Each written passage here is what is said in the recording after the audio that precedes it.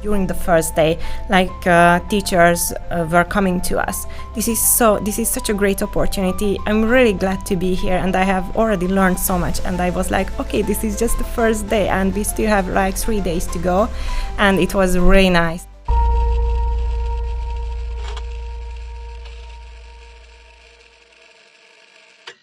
Welcome to EDUCast, the podcast of the European Digital UniverCity Alliance. My name is David Molnár, and it's a pleasure to have you with us. Today I'm joined by Bianka Szijártó and Krisztián, two key voices behind the educational initiatives of the European Digital UniverCity Alliance. It's a pleasure to have you today with us. Thank you for having us. The pleasure is all ours. And to kick things off, I believe you had an extremely busy year behind you. Can you share some of your successes with us? What was your initiatives about? Why were they important? So 2025 started with our first face-to-face event, which was the first Good Practices Staff Week, which is a 4-day-long multi-day event. And we are going to host 4 of these. The first one was about readying courses for Moodle, and we had instructors from all partner universities present at this event. We had about 27-ish around that participants. And the focus was on developing key skills for utilizing virtual mobility. So before the event, we sent out a questionnaire to the participants, which was an Eisenhower matrix, which is basically a development prioritization tool, where we gauged what kind of needs and ideas they have regarding their own virtual mobility contexts. And the 4 days were about addressing key areas of how you can use virtual mobility in the EDUC context. So during day 1, we looked at the results of the Eisenhower matrix, discussed this, and we also focused on key digital teaching skills based on the DICCOMP Edu framework. After that, the instructors completed a self-assessment questionnaire, which gave them an idea of where they are currently at regarding key digital teaching skills. After that, we had 2 days focused on content development. Day 2 was about discussing how Bloom's taxonomy can be adapted to a digital context. We also prepared specific sessions on addressing how key course activities such as content, assessment, planning, and collaboration can be addressed with example materials. And during day 3, we prepared specific self-paced planning cards that the instructors worked with and prepared an outline of their own virtual learning unit from a course they want to rework or develop, either alone or with their colleagues. They presented this first in small groups to their peers, then to the whole group. And day 4 was about guest speakers who basically addressed other aspects of virtual mobility, like another alliance or the COI framework, how it can work in virtual mobility. Lovely. And you said you had participants from all around the partner universities. Yes. of EDUC. Yes. Who was this workshop designed for specifically, like beginner educators or seniors, or who was the main target? Yeah, so the concept was that it should be beneficial for all the participants, despite being a beginner or a more advanced user of virtual mobility or digitalization. And it was like our aim to create these Good Practices Staff Week, even the materials. So the main concept was that even if you are a beginner or even if you are an advanced user of virtual mobility, or if you have a more advanced knowledge of virtual mobility, you should benefit from this 4-day event, and you should get something out of this event. So this is how we plan to execute these 4 days. And like as Krisztián mentioned, there were various workshops, there were I would say guest lectures, and of course there were always a lot of time for networking, because our other aim was to bring teachers together from the 8 universities, because as you have all heard, or that EDUC aims to create more collaborations and more Indeed, cooperation between teachers. And it was the perfect spot in Pécs and the perfect time for collaborations, and just to start thinking, about new courses which can spark students' interest, our biggest stakeholders. So I would say these were the aims, and the teachers were the target instructors. Yeah. Lovely. And you said it was in January. So it's. Did you already receive some kind of feedback? Did the teachers, this spark happen? Did this initiative started already with the teachers? One of the benefits of the face-to-face event was what we also mentioned, that this networking already started to take place there. And this is also something that we planned for, to give instructors various opportunities to present what they are working on, what their ideas are, what they need help with, and so on. So we saw this happen in real time. In terms of the feedback, we prepared a very simple data collection instrument that collected feedback on what the instructors thought about the various workshops, what they want to see more of, less of, and so on. And more than 60% of the participants completed this questionnaire, and we got feedback on key areas that we can address. For example, they really enjoyed the face-to-face aspect of this, working with colleagues, developing content, and the practical aspects.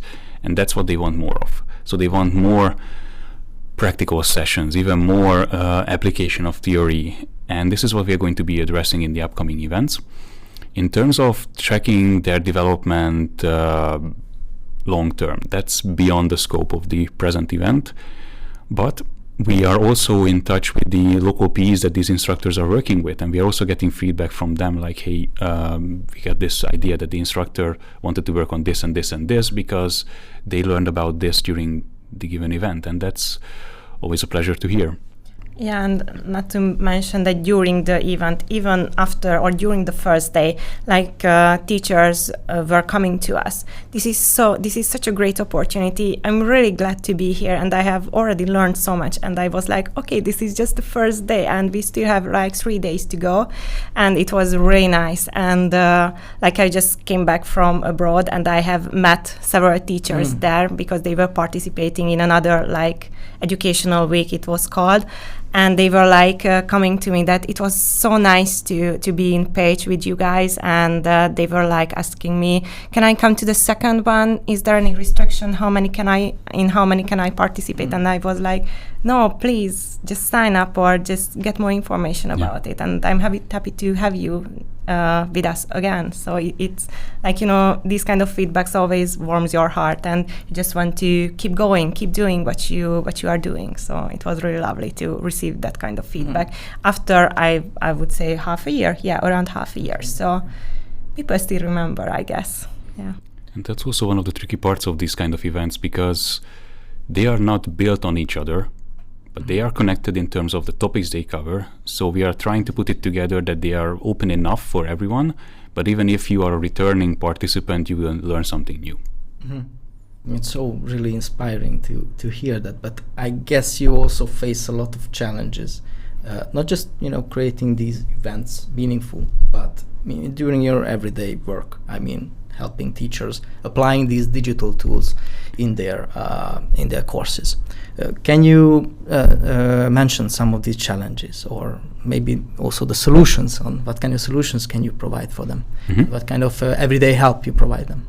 Yeah, one thing that comes to my mind is it's always hard to have teachers collaborate online, because in EDUC we are 8 universities across Europe, so we can be connected via the internet, and the virtuality of it can be I wouldn't say setback, but it can be a challenge to have teachers collaborate virtually, and to find the right partner, and to just meet online.